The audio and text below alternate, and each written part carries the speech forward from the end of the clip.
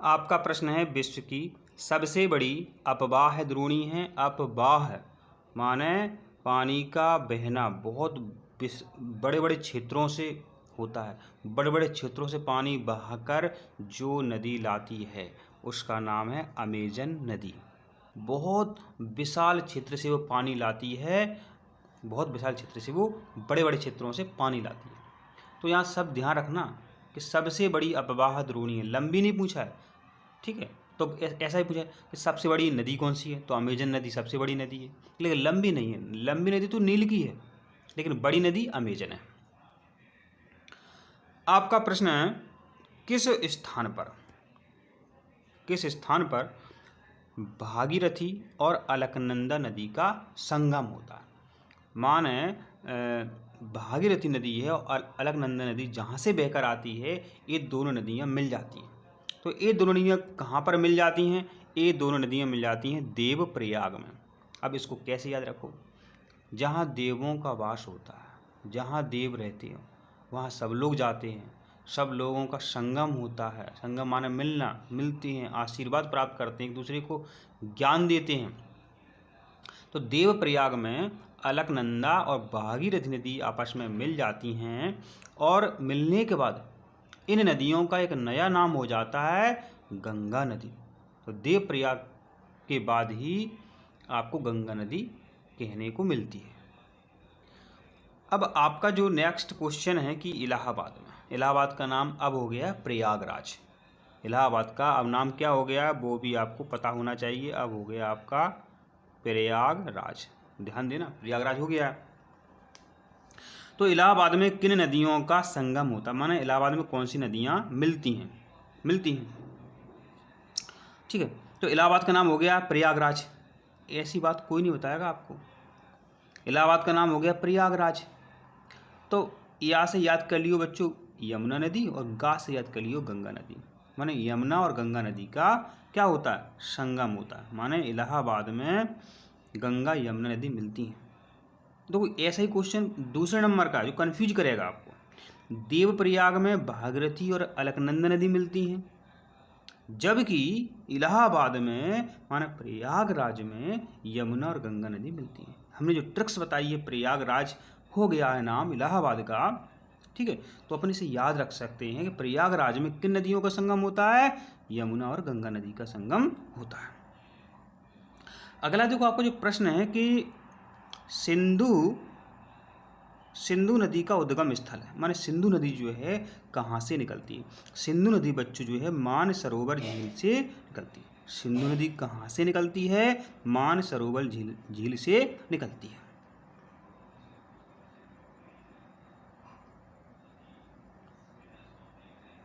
अब आपका क्वेश्चन है कि निम्न में से, जो आपके सामने विकल्प हैं, निम्न में से कश्मीर का कौन सा शहर झेलम नदी के किनारे बसा हुआ है। तो इसका करेक्ट आंसर है आपका श्रीनगर। कश्मीर का श्रीनगर झेलम नदी के किनारे बसा हुआ है। कश्मीर का श्रीनगर कहाँ बसा हुआ है, झेलम नदी के किनारे। बताओ कश्मीर का श्रीनगर कहाँ बसा हुआ है, झेलम नदी के किनारे। आपका प्रश्न है कि निम्न में से किस नदी को मध्य प्रदेश की जीवन रेखा कहा जाता है। मध्य प्रदेश की जीवन रेखा कहा जाता है, तो नर्मदा नदी को मध्य प्रदेश की जीवन रेखा कहा जाता है। जो नर्मदा नदी है जो अमरकंटक से निकलती है, कहाँ से निकलती है, नर्मदा नदी अमरकंटक से निकलती है। इसको मध्य प्रदेश की जीवन रेखा इसलिए कहा जाता है क्योंकि ये पूरब से निकल के पश्चिम में खंबात की खाड़ी तक कई जिलों से होकर जाती है। इस पर कई सारी परियोजनाएं हैं और बांध बने हुए हैं जिनसे सिंचाई होती है। तो एक जीवन देने का काम करती है नर्मदा नदी, इसलिए जीवन रेखा कहते हैं। आपका अगला जो क्वेश्चन है कि किस नदी को दक्षिण भारत की गंगा कहा जाता है। दक्षिण भारत की गंगा कहा जाता है, मतलब ये प्रश्न कह रहा है कि किस नदी को दक्षिण भारत की क्या कहा जाता है, गंगा कहा जाता है। दक्षिण भारत की गंगा कहा जाता है। किसको कहा जाता है, गोदावरी नदी को।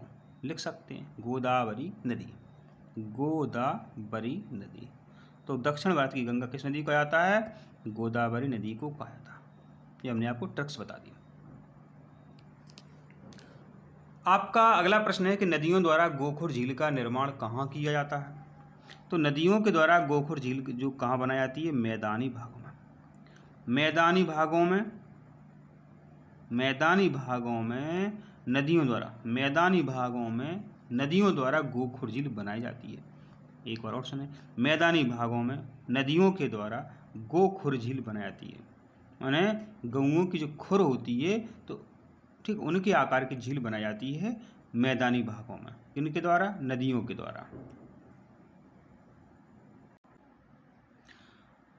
अब है निम्न में कौन अंतर्देशीय मौसमी झील का उदाहरण? तो अंतर्देशीय मौसमी झील का उदाहरण है लोकताल झील। इसको कैसे याद रखें? ऐसे अपन ने एक चीज़ सुनी है, लोकल। अपन ने क्या सुनी है?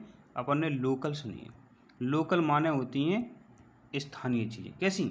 स्थानीय चीज़ें जो अपने आसपास हों। लेकिन जब अंतर्देशीय बात हो गई, माने दूसरे देश की बात हो गई, तो लोकल से बड़ी बात हो गई, लोकल से बाहर की बात हो गई। याद रख सकते हो लोकताल, लोकताल जैसे याद रख सकते हो अपन। तो अंतर्देशीय मौसमी झील का उदाहरण है लोकताल झील। नर्मदा नदी का उद्गम स्थल कहाँ है? तो अभी हमने आपको बताया था, नर्मदा नदी अमरकंटक से निकलती है। तो ओटी टाइप के क्वेश्चन हमने बता दिए हैं। अब हम आपको रिक्त स्थानों की पूर्ति के लिए बताते हैं।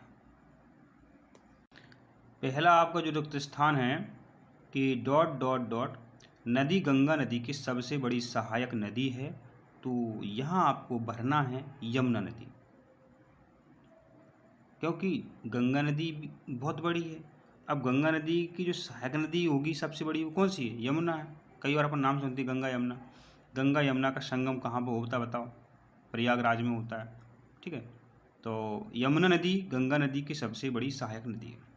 अब प्रश्न है कि विश्व का सबसे बड़ा डेल्टा है। मैंने डेल्टा का आपसे नाम पूछा है कि ऐसा कौन सा डेल्टा है जो विश्व का सबसे बड़ा है? तो सुंदरबन, क्या कहा हमने? सुंदरबन विश्व का सबसे बड़ा डेल्टा है। सुंदरबन विश्व का सबसे बड़ा डेल्टा।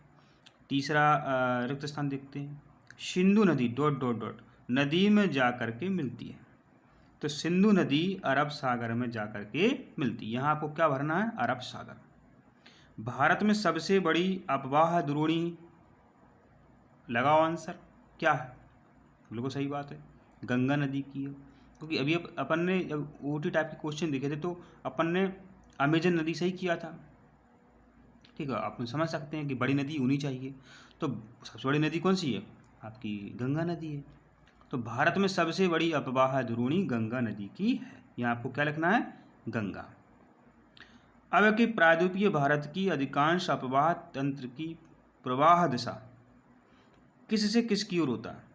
तो पश्चिम से पूर्व की ओर। नर्मदा नदी कैसे बहती है? ध्यान है आपको, वो पूरब से पश्चिम बहती है।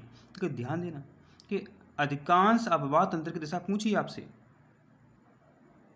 तो यहां आपको भरना है पश्चिम से पूर्व। फिर आपका गंगा नदी का उद्गम स्थल गंगोत्री हिमनद से माना जाता है। गंगा नदी जो है कहाँ से निकलती है, उस स्थान का नाम पूछा है, तो उस स्थल का नाम है गंगोत्री। ब्रह्मपुत्र नदी को तिब्बत में, जो ब्रह्मपुत्र नदी है उसको तिब्बत में के नाम से जाना जाता है? सांगपो नदी के नाम से जाना जाता है। यहाँ आपको भरना है सांगपो, माने ब्रह्मपुत्र नदी को संगम में क्या बोलते हैं? सांगपो। कृष्णा नदी का उद्गम पश्चिम घाट में, तो यहाँ आपको भरना है महाबलेश्वर। कृष्णा नदी का उद्गम पश्चिम घाट में महाबलेश्वर से है। अमरावती, हेमावती नदी की सहायक नदियाँ हैं, तो अमरावती, हेमावती जो हैं कावेरी नदी की सहायक नदियाँ हैं। अमरावती, हेमावती किसकी सहायक नदियाँ हैं? कावेरी नदी की सहायक नदियाँ हैं। अब है अंतर्देशीय अपवाह। अंतर्देशीय अपवाह कैसे क्षेत्रों में पाया जाता है? अर्ध शुष्क क्षेत्रों में पाया जाता है। अंतर्देशीय प्रवाह अर्धशुष्क क्षेत्रों में पाया जाता है। कावेरी नदी का उद्गम स्थल पश्चिम ब्रह्मगिरि से है। यहाँ आपको उत्तर क्या लिखना है? पश्चिम ब्रह्मगिरि से। ऐसा वाक्य बनेगा आपका, कावेरी नदी का उद्गम स्थल पश्चिम ब्रह्मगिरि है। अब देखते हैं नागार्जुन सागर नदी परियोजना किस नदी पर है? तो आपका उत्तर है कृष्णा नदी। आप उत्तर ऐसे बना सकते हैं, नागार्जुन सागर नदी परियोजना कृष्णा नदी पर है। अब ताप्ती नदी का मध्य प्रदेश के किस जिले से उद्गम है? माने ताप्ती नदी मध्य प्रदेश में कहाँ से निकलती है? तो ताप्ती नदी निकलती है बैतूल से। अब बैतूल में किस स्थान से निकलती है? तो मुल्ताई से। तो राजस्थान या इंदिरा गांधी नहर जो है सतलज नदी से निकाली गई है। राजस्थान या इंदिरा गांधी नहर कहें, किस नदी से निकाली गई है? तो सतलज नदी से निकाली गई है। प्रायद्वीपीय भारत की सबसे लंबी नदी है गोदावरी नदी। प्रायद्वीपीय भारत की सबसे लंबी नदी कौन सी है? गोदावरी नदी है। मरुस्थलीय भारतीय मरुस्थल की महत्वपूर्ण नदी है। तो भारतीय मरुस्थल की सबसे महत्वपूर्ण नदी कौन सी है? लूनी और माही। फिर है लद्दाख, गिलगिट तथा पाकिस्तान से बहने वाली नदी है, तो इसका उत्तर है सिंधु। हीराकुंड बांध किस नदी पर बना है? हीराकुंड बांध महानदी पर बना है। पुणे, वर्धा, बैनगंगा तथा पैनगंगा किस नदी की सहायक नदियां हैं? तो ये हैं गोदावरी नदी की सहायक नदी। पुणे, वर्धा, बैनगंगा, पैनगंगा ये सभी नदियां जो हैं गोदावरी नदी की सहायक नदियां हैं। पृथ्वी पर स्वच्छ पानी की मात्रा कितने प्रतिशत है? तो इसका सही उत्तर है 0.03%।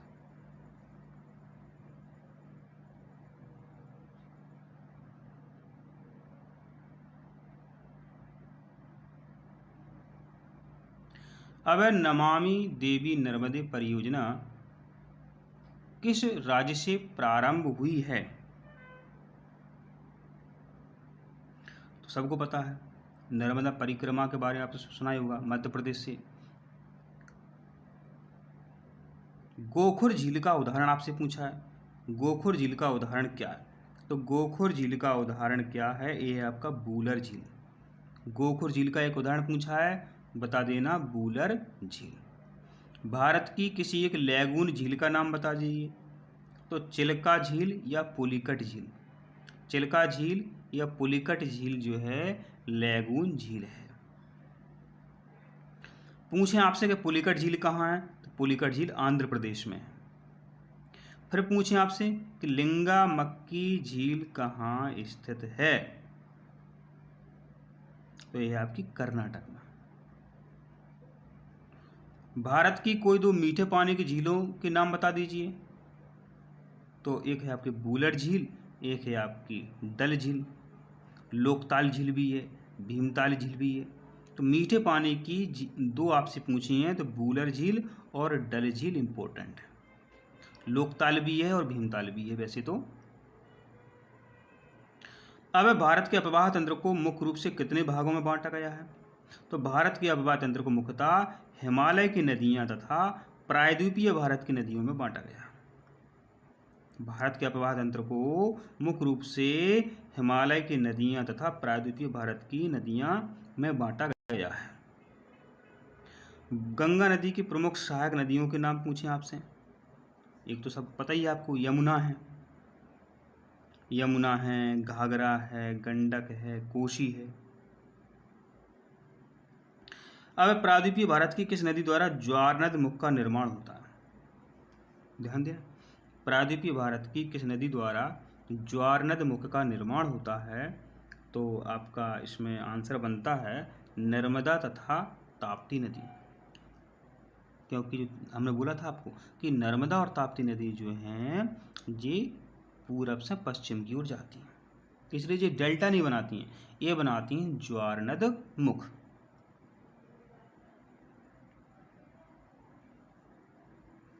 ये आपके सत्य और असत्य हैं। आपको सत्य असत्य लिखने हैं, हम यहाँ पर सिर्फ टिक के द्वारा आपको समझाएंगे सत्य असत्य। ठीक है, देखते हैं। प्रायद्वीपीय भारत की अधिकांश बड़ी नदियों का उद्गम पश्चिमी घाट है, तो ये आपका बच्चों कैसा है? ये आपका सत्य है। किसी नदी तथा उसकी सहायक नदियों को परितंत्र कहा जाता, तो ये भी आपका क्या है? सत्य है।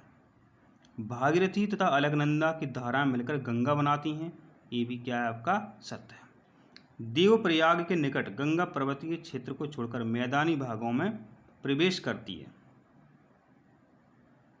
तो ये आपका है असत्य। ये क्या है? आपका असत्य है।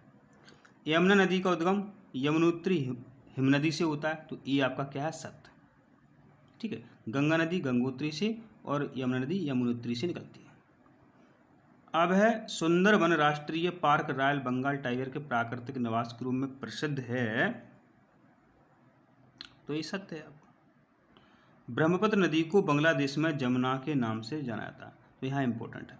ब्रह्मपुत्र जो नदी है बांग्लादेश में जमुना के नाम से जाना जाता है और तिब्बत में सांगपो के नाम से जाना जाता है। अब नर्मदा और ताप्ती नदियाँ एक दूसरे के समानांतर भ्रंश घाटी बनाती हैं। नर्मदा और ताप्ती नदियाँ एक दूसरे के समानांतर भ्रंश घाटी बनाती हैं, तो बिल्कुल सत्य है, ये भ्रंश घाटियाँ ही बनाती हैं। अब बूलर झील का निर्माण भूगर्भीय क्रियाओं के परिणाम स्वरूप हुआ था, तो ये सत्य है, ये असत्य आपको बताना है, तो ये आपका क्या है? सत्य है। अब गुरु गोविंद सागर नर्मदा नदी पर बनाया गया बांध है, तो ये सत्य है कि असत्य है? तो ये आपका असत्य है। ये आपका क्या है? असत्य है।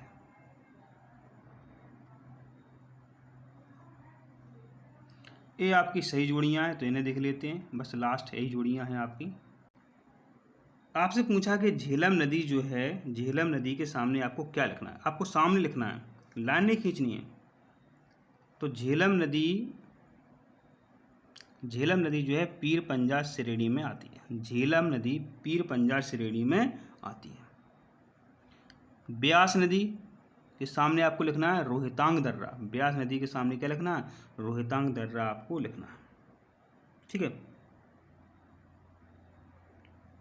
और सतलज नदी राक्षस ताल, और रावी नदी शेषनाग झील, और चिनार बचा अपना चंद्रभागा।